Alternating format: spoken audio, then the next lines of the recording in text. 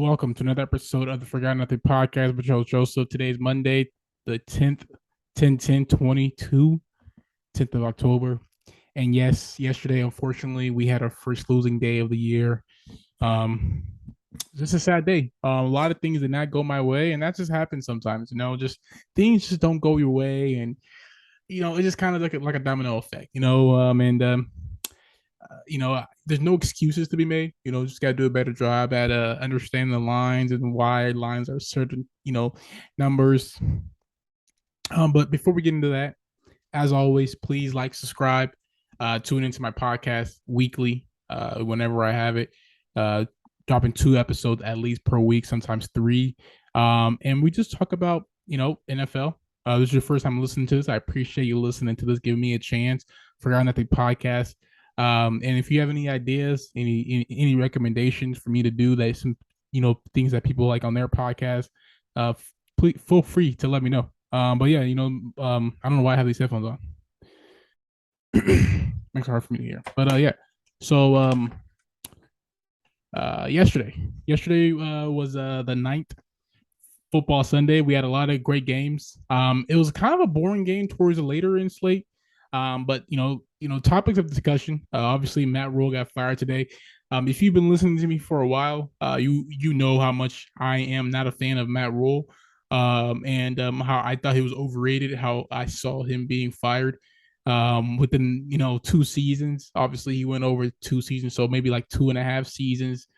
But Matt Rhule got fired. We'll go ahead and get into the Draymond Green situation, what he said. And then just talk about week 5 reaction. Then obviously talk about the game tonight. Most likely this episode will be out before like 15 minutes, 20 minutes prior to the game. So, the pick that I'm going to say is it's totally irrelevant. I'm not touching this game. That's why I'm not giving it out, just because I don't really have no feel for this game. I can see both teams happening. I can see the Raiders getting the win today. And if I was betting, I would definitely take the Raiders.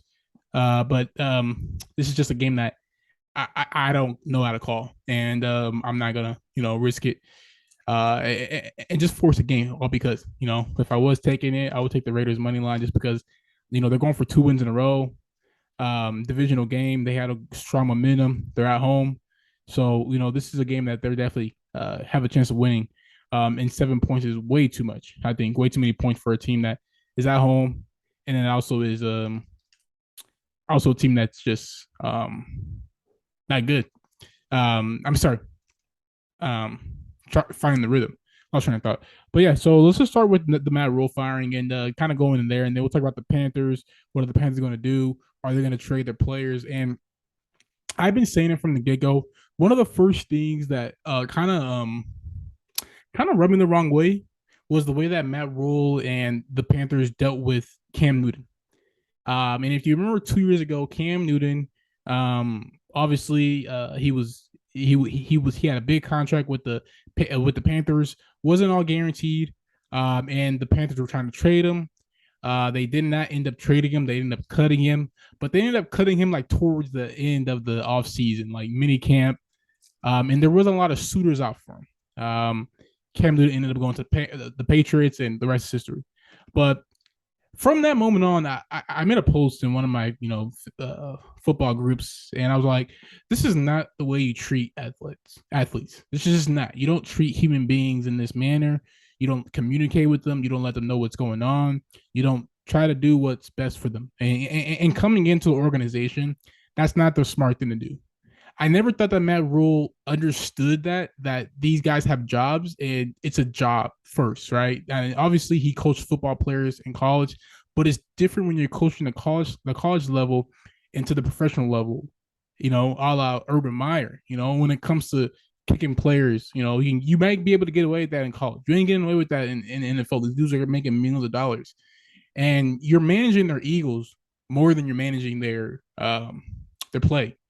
And especially when you got a guy like Cam Newton who's making $20 million, who's had those big contracts, you set a precedent for how you're going to treat your other players. And we've seen that, a little bit last year, but more importantly, we saw it this year, and how Matt Rhule just kept on, throwing receivers under the bus, saying they weren't getting open, saying the timing was off, saying all this stuff that you say as a college coach, but you can't say as an NFL coach. And one thing that I admire about Bill Belichick, Bill Cowher, Mike Tomlin, all those guys, they don't throw their players under the bus in the media. Like Mitchell Trubisky was having a very bad start to the season, and Mike Tomlin did not throw him under the bus at all. He didn't. He could have said that He could have said, yeah, we're going with Kenny Pickett, obviously, just because Mitchell didn't finish the game or Mitchell was struggling. We're gonna try something differently. He could have answered that question so many ways after the game against the Jets, and he didn't. He said we'll evaluate it, week to week, and we'll see how we'll see how what the decision is, come Thursday or whatever the case may be. And that's what he did. And you can respect that. That's a respect factor because you understand that you're not just dealing with players. You're dealing with players. You're dealing with people who have jobs, people who have families, people who are making money, professionally to play a sport that they love. And you can't just go at players the way, anyhow you want. You just can't. And I just think that the way Matt Rhule kind of set that tone with the Cam Newton situation kind of followed suit on how he treated players when it came to them, speaking about them in the media, how it came to addressing them in the locker room. There were reports of him losing the locker room earlier this year. And you see the body language in DJ Moore, Robbie Anderson, when they're getting asked questions, just certain things of that nature it's just not a good culture structure for the NFL and just for any job at all. I mean, there are many jobs where I've had in the past where the management wasn't the best. People left because of that, or people requested new leadership, whatever the case may be, because the leadership wasn't where it needed to be. And unfortunately, with the NFL, these guys don't have the ability to do that because they're making millions of dollars, 6-figure salaries every week, 5 figures every week, and they're not going to jeopardize their job just because they don't like where they're at or they don't like their coach. They're not going to jeopardize their character. They're not going to jeopardize who they are as a person, who the media portrays them to be, just because they realize the future of them and how they're gonna be judged if they seek a trade or if they do a trade request, whatever the case may be. And that kind of understanding of who you are, where you're at, what position you're in, kind of just dictates where you end up. And unfortunately, we saw it with Matt Rhule, and unfortunately, he got fired. He's going to keep majority of the money that he got guaranteed at signing as a coach. I read a report that the Panthers are not going to pay for it. The team that picks him up will. So best believe the booster, whoever signs him up, and people are talking about Wisconsin. I don't think Wisconsin's going to sign a coach that I don't think so. I just think that I've never seen them spend that type of money on a coach, football or basketball or any big major sports. I just don't see it. I can see Oklahoma doing it. I can see him going to Texas. I can even see Texas doing it because Texas are still paying off the last coach that they have. I forgot, it's Charlie Strong. They're still paying off the guy that they got from Texas Tech. I think he was at before. After Charlie Strong, Houston maybe. I think he went to Houston. He was the coach from Houston, but they're still paying like 2 coaches' salaries. So I can definitely see them doing that. Oklahoma, who else? Nebraska possibly. I can talk to my Nebraska alum to see if he thinks that they would do that. But I said that that's a hiring that could be possible. They're still paying Scott Frost, I think, until 2023, 2024, something like that. So that's a possible hire. But I don't know. Matt Rhule will definitely get a job in college football because he's a great not a great, but he's a good college football coach. And that kind of transitions over to the next topic, which is kind of trade value of the Panthers player and kind of just measuring out Baker Mayfield and trying to figure out everything. And you guys know, if you guys been following me, I took the Panthers win total under 6.5. It was minus 105. I was like, wait, people really think the Panthers are going to win 7 games? It looks like so far I was right. I will collect on that win, hopefully, as long as they keep on winning. I mean losing. But I didn't see this team doing anything. I just didn't. And I saw Matt Rhule getting fired. If you would have asked me before the season, is Matt Rhule going to get fired? I would have said yeah. I would have definitely said yeah. Just because he doesn't know how to develop a team, NFL team. He never had a good quarterback. The quarterbacks he did want, he never really got a good got any good quarterbacks. And he had opportunities to draft quarterbacks. So I don't like to say, because I've seen a lot of excuses talk. Like I think Adam Schefter came out with a tweet, and he was like Baker Mayfield, Sam Darnold, Teddy Bridgewater, Philip Walker.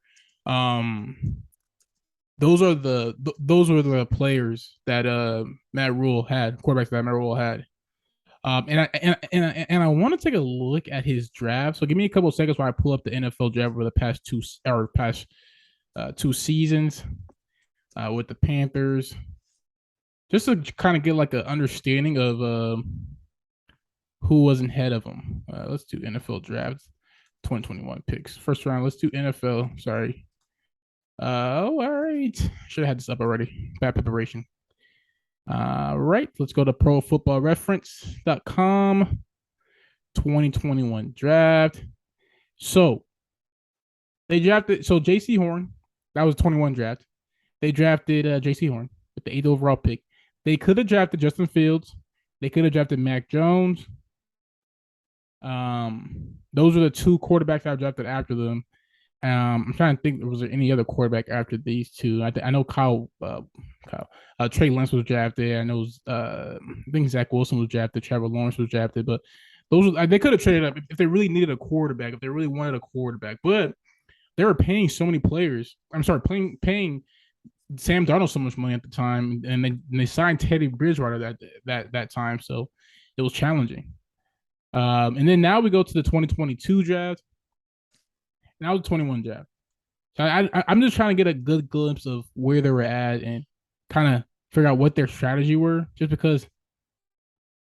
All right, so Panthers they drafted Derek Brown with his first pick overall. And this was kind of challenging, but they could have traded up for Tua or Herbert. Both Miami and LA Chargers did not know what they were doing at the time. Tua was supposed to go. They wanted to get Joe Burrow, but they settled. Bengals wouldn't trade up or wouldn't trade him, so they settled for Tua. They should have drafted Justin Herbert. Tua is actually playing well now, so maybe they should have drafted him. But those are the three quarterbacks in that draft that were super good. I want to say super good for Tua, but Burrow's getting into the Super Bowl. Justin Herbert's he's looked tremendous. And then last but not least, the 22 draft, and let's just see how it looks. But I'm just trying to get a good glimpse of kind of where he was at, and just kind of figure out why he didn't draft a quarterback. And this year, I understand why he didn't draft a quarterback. I mean, there was just no quarterback in this draft. Kenny Pickett was the 22nd. He was the first quarterback picked. No pun intended. But I don't know, man. He's just had a bad hand. I will say that, but I don't think it would have ever worked out. Even if he would have, gotten a phenomenal quarterback, still don't think he would have managed it well. And which reminds me, transitioning to the next topic, which is, and I kind of shied away from this one, or kind of went away from this one, but McCaffrey situation, I just don't think that teams understand. I don't think fans understand that his contract is super, super friendly for teams to get him. I've heard Bills are heavily trying to get him. I've heard that they tried to get him in the offseason, and the Panthers shut it down. Matt Rhule shut it down. So now they're trying to revamp that conversation and get started up. I've heard the Niners possibly are in the running for him. Those are the two teams I've heard. And usually, when that kind of stuff happens, usually it's just all talk. But that's what I've seen. That's what I've read. That's what I've heard. So we'll see if there's any type of boundary with it. But we'll see. I mean, I think Chris McCaffrey should be on the go. He's next 3 years of his contract aren't guaranteed. I think that the Panthers are they're not gonna see any value in him. I just don't think that they're gonna see any value in keeping him after this next season. So get something good while you can right now. Maybe a second round pick, maybe a third round pick, maybe a fourth round pick. Some of those online nature. I don't think he'll go for anything super expensive. I think it will shock a lot of people what he goes for, but it won't shock me just because of his value of his contract and what we've seen in the past. So it's not like he's going to get Now, if he goes to a team and then re-sign him to like a big deal, which I can't see happening. Like if he goes to the, I don't know if the Bills have the cap room to sign him, do like a restructure of his contract. But if he goes to like a team that does have that, then I for sure think that they will re-sign him. But yeah, man, enough with the Bills. I'm sorry, enough with the Panthers. Just want to go on to the next topic, which is just the Week 5 overview. And the Cowboys are real. The Giants are legit and the Eagles are legit. And I just want to take a moment to talk about the NFC East, just because that's the team that the Eagles was the team that I thought that was going to win the NFC East. I thought they're going to win it easily, and it's turned out to be a challenge. And that makes me say that this is going to be a lot harder than what I thought. The Eagles looked great in the first half, kind of struggled in the second half. They're a second quarter team. Honestly, they really are, but they struggled in the second half, and the Cowboys just dominated the Rams the whole game. Giants made a tremendous comeback. Commanders looked horrible, so horrible that Ron Rivera, was asked, "Why is the NFC East? Why are you guys? How does it feel to have the NFC East? Or why is it that you are the worst team in the NFC East?" And he said because of his quarterback play. And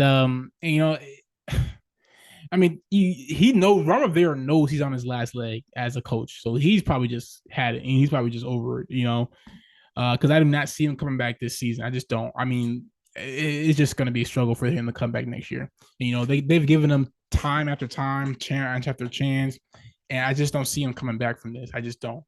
But with the Eagles, I do think that the Eagles have a chance to win this game coming up Monday night against the Cowboys. It's going to be a great game. I thought that this game was going to be a blowout for the Eagles, but after looking at it, and I have not looked at the line, and I'm going to see the lines up yet, but I wouldn't be surprised if the Eagles are underdogs this game, or at worst, maybe 2.5 point favorites, 2 point favorites, just because the game's going to be so close. Defense has been playing phenomenal for both teams, but the Cowboy defense has really improved. Dan Quinn, I don't know what he did, but that defense is ridiculous, and it's been playing super well at everything from just the line to the linebackers, to the secondary. Everybody has been playing well. And wow, this is a wow moment just because I really like the Eagles, and I would not give the Eagles 5 points against the Cowboys after what I saw last week and the week prior. Eagles are good. I'm gonna be. It's gonna be hard for me to take the Eagles 5 points, just because of how good the Cowboys have been playing. They've been dominant from the start. They've been consistent from the start. Cooper Rush does not turn over the ball. And it's just Micah Parsons, Vanderbosch is doing well. Diggs has been looking sharp. I don't know what people talked about him. I don't know what he read. I don't know what he saw, but he's been looking dominant. And I don't know what his PFF score is, just because I don't really care about that kind of crap. But from what I've seen from him, he's looking like one of the best cornerbacks in the game. He was trailing Cooper Kupp. Like, there was routes when he was trailing Cooper Kupp's, and he was running Cooper Kupp's routes. And he guarded McLaurin well. He guarded Mike Evans well. I mean, he's just looked really good this year, and he's worked on his fundamentals to a T. And people got to remember, he used to play receiver for the most part, and then he got moved to cornerback while he was at Alabama. So he's still learning the position, and he's going to be a great cornerback. He's good. Diggs is a baller. But yeah, I mean, their back end has been playing well, but you don't really need to do anything when you're front four, and you got Micah Parsons on the line getting to the quarterback in less than 3 seconds. This is just going to be a great game. I don't know why the Eagles are favored by 5 points. I know they're at home. I know they're balling right now, but just from what I've seen the last few weeks, I just don't see the Cowboys losing by 5 points. I just don't. I'm not saying that that's a lock of the week or anything like that, but I don't see it. But week 5 reaction, it was good, man. Week 5 obviously went 1-2. There's really no reason to review those locks. If you want to know, Pittsburgh plus 14. That was a stupid pick. -3.5 Dolphins. And then the Titans did win the first half, so I went 1-2. But yeah, man. This game tonight's going to be fun. Chiefs and Raiders. Said it already. I don't know which way it's going to go, but it's going to be fun to watch. Last thing is the Draymond Green situation. I'll just talk briefly on it. Um, I don't know how Draymond Green and Jordan Poole come back from this. Jordan Poole did look good yesterday against my Lakers. Made some nice little cool moves, made some shots, but I just don't know how he comes back from this. When another grown man punches you in the face after you push him, you're not really expecting your teammate to punch you in the face. I think that's the biggest thing, and I know it's Friday, it got released. I'm kind of late on this topic of talking about it, but I just don't think that the teammates should be punching each other in the face for I don't want to say no reason, because Jordan Poole did initiate the push, but I don't think he was expecting him to punch him in the face and sleep him like he did. And I think that's the biggest issue for me. And I think that's the reason why I don't think Draymond Green is going to come back from this. Now, he'll still play, but I just know, I just don't. I just know that players, when it comes to just people in general, when it comes to them being embarrassed and then being posted online and stuff like that, it just opens up a new can of worms.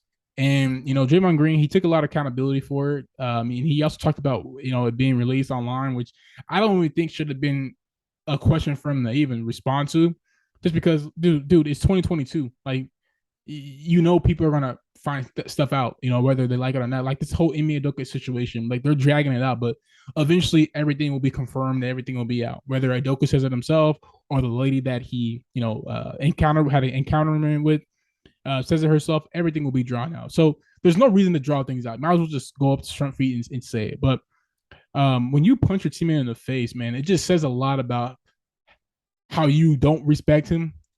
And I think that's the biggest thing. I think that's the biggest thing that they're going to have to find a way to come back from.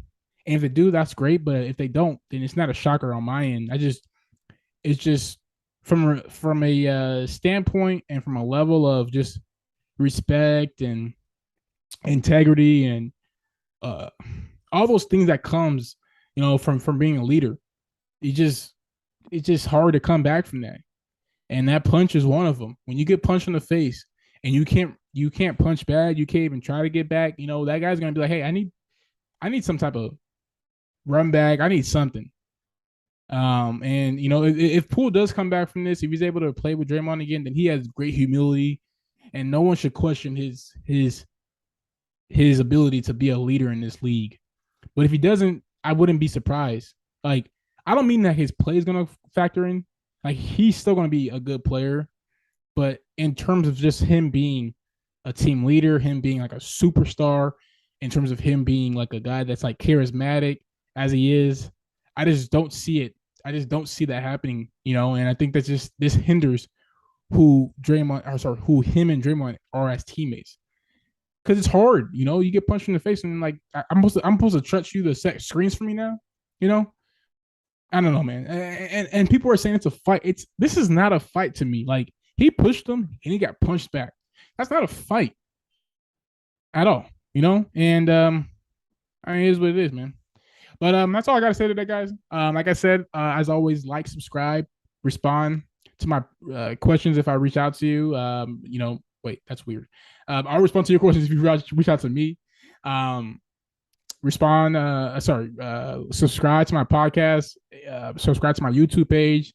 Yeah, man, be well. All right. See you guys next time. Next time, just before I end this podcast, I will be talking about my Lakers. So if you're a Warrior fan, check out the Lakers. We're going to win the championship this year, guaranteed, on this podcast. Lakers are winning the championship in 2023, guaranteed.